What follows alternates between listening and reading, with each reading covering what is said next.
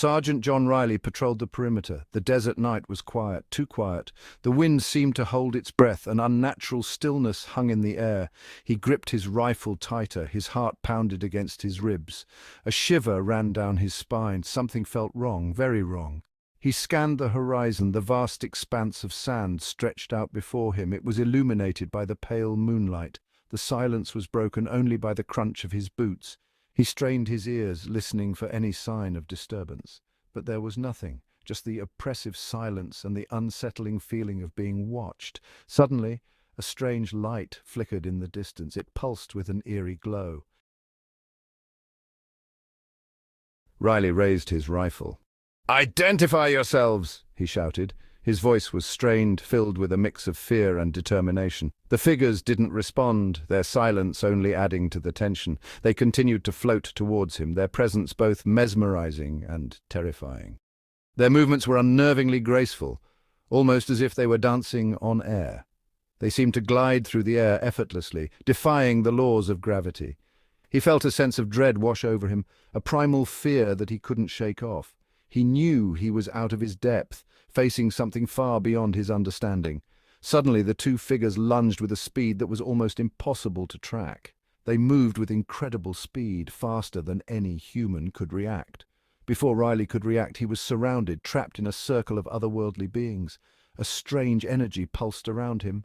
His body felt heavy, as if weighed down by an invisible force. His limbs grew numb. He struggled to move, but it was like fighting against an unseen tide. He felt like he was sinking into quicksand, every effort to move only pulling him deeper. His rifle slipped from his grasp, clattering uselessly to the ground. He tried to fight back, his instincts screaming at him to resist, but his efforts were futile, like trying to push back the ocean with his bare hands. He was completely powerless against their strange power. The figures closed in, their presence overwhelming. Their faces were now visible in the eerie light, revealing features that were both beautiful and terrifying. They were beautiful, yet alien, their features unlike anything he had ever seen. Their eyes glowed with an otherworldly intensity, a light that seemed to come from within. They seemed to pierce his very soul, as if seeing every secret, every fear he had ever had. One of the figures raised a hand, a gesture that seemed almost gentle. Her fingers touched his forehead, a touch that was both cold and electric. A jolt of energy surged through his body, a sensation that was both painful and exhilarating. He felt a sharp pain, a searing agony that shot through him. Then darkness. He collapsed to the ground, his body no longer able to support him.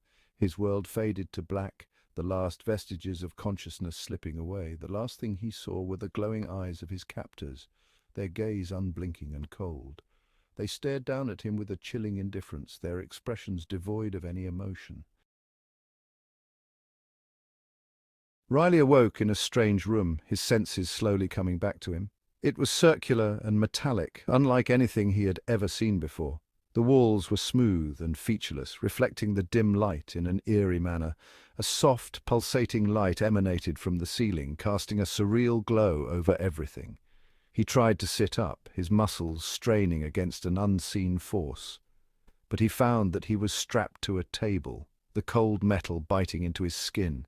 He struggled against the restraints, pulling with all his might, but they held him fast. Panic surged through him. He looked around wildly, searching for any means of escape. He tried to make sense of his situation. Where was he? Who were these beings? His mind raced with questions. What did they want with him? Why had they brought him here?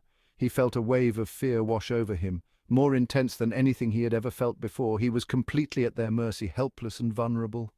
The two figures from the desert entered the room, their presence commanding and otherworldly. They moved with the same unsettling grace, their steps silent and deliberate. They approached the table, their glowing eyes fixed on him, piercing through his very soul.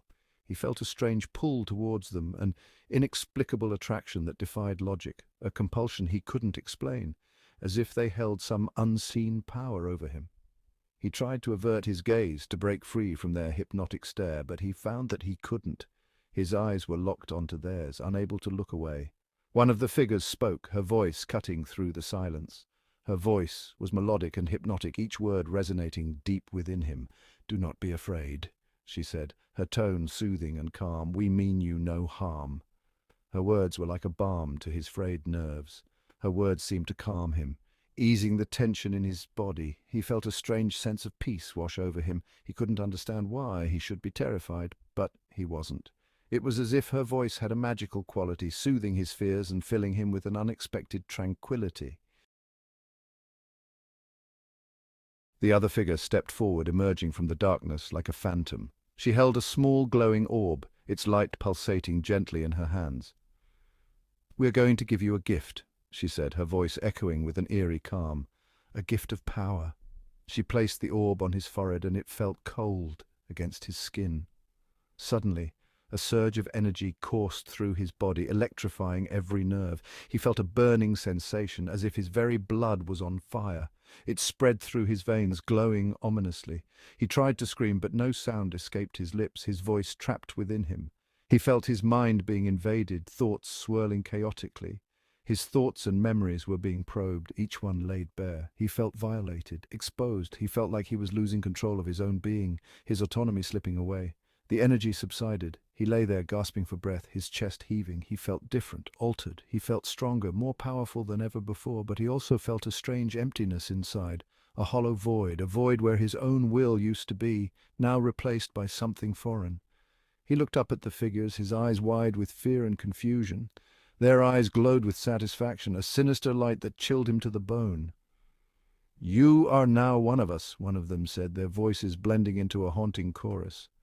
"You will help us achieve our goals," they continued, their words a command he couldn't refuse.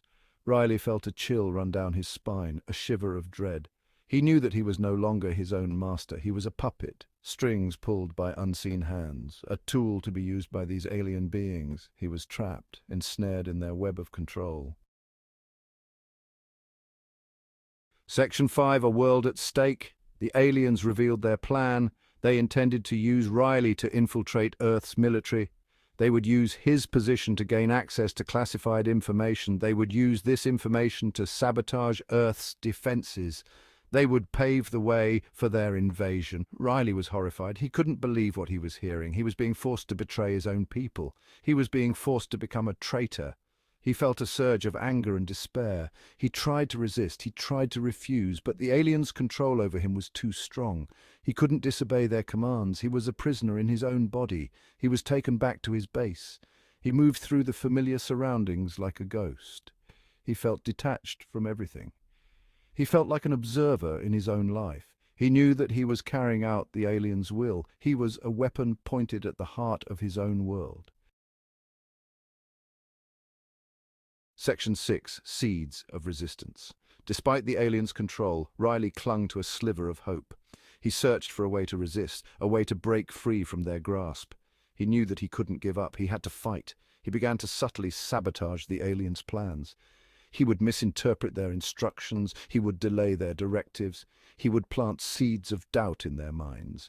He knew that he was walking a tightrope. He had to be careful. If the aliens suspected his treachery, they would punish him. They might even kill him.